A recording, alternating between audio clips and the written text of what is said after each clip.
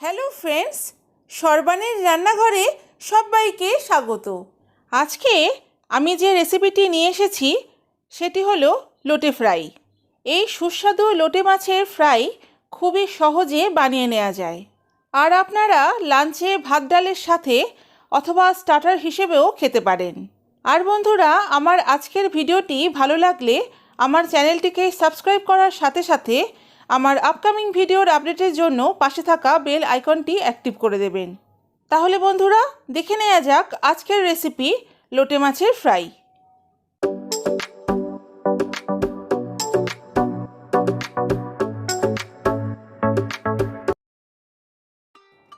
বন্ধুরা, এই রেসিপির জন্য আমি এখানে নিয়েছি 300 গ্রাম লইটে মাছ।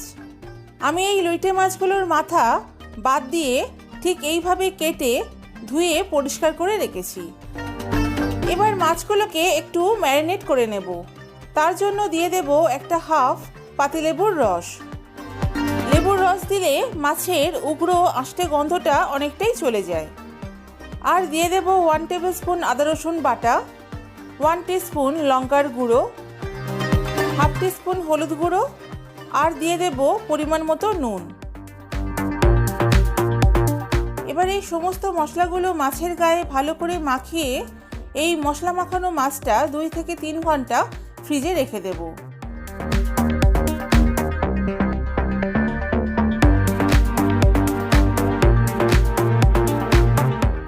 এখন লোটে ফ্রাইয়ের জন্য একটা ব্যাটার তৈরি করে নেব।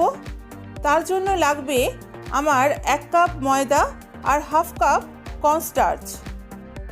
এবার এই ময়দা ও কর্নস্টার্চ ভালো করে চেলে নেব।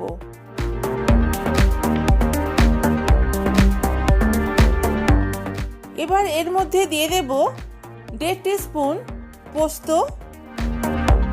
হাফ টিস্পুন হলুদ গুঁড়ো,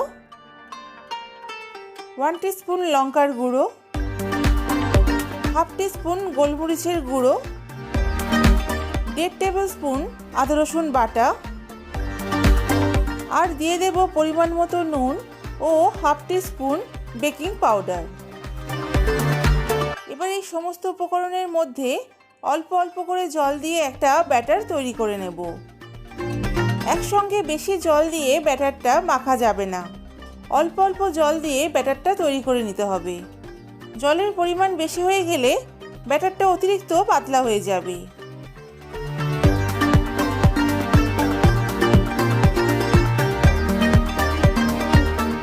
দেখুন, ব্যাটারটা আমি তৈরি করে নিয়েছি।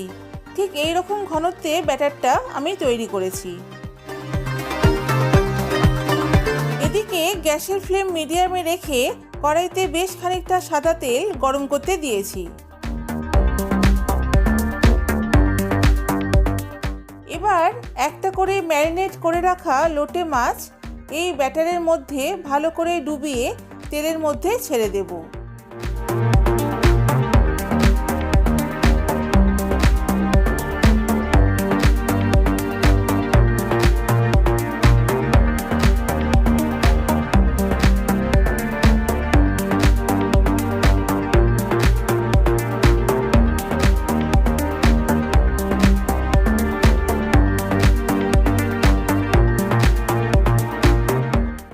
এবার মিডিয়াম ফ্লেমে মাছের 2 পিঠ উল্টে পাল্টে লাল করে ভেজে নিতে হবে।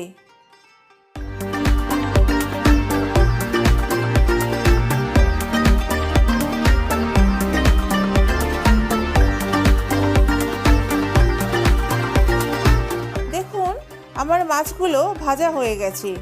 এবার একটি কিচেন টিস্যুর ওপর মাছগুলো তুলে নেব।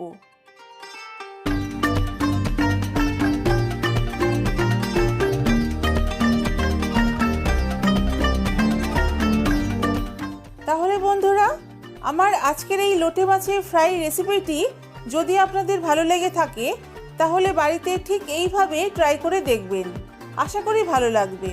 আর যদি ভালো লাগে তাহলে আমাকে অবশ্যই একটা কমেন্ট করে জানাবেন। তাহলে আজকের মতো এইটুকু। আবার হাজির হব নতুন আরও একটা রেসিপি নিয়ে। আপনারা সবাই ভালো থাকবেন, সুস্থ থাকবেন। Keep smiling and take care all of you. Tata.